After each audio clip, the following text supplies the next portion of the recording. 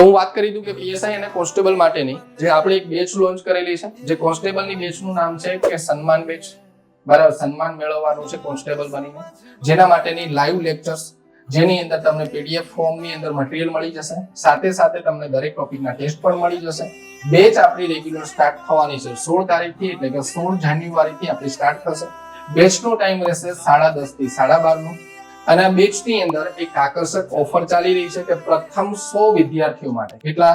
પ્રથમ 100 વિદ્યાર્થીઓ માટે 50% ડિસ્કાઉન્ટ ઓફર છે અત્યારે, જેની અંદર આ કોર્સ આપણને 7,999 ની જગ્યાએ 3,999 રૂપિયાની અંદર મળશે.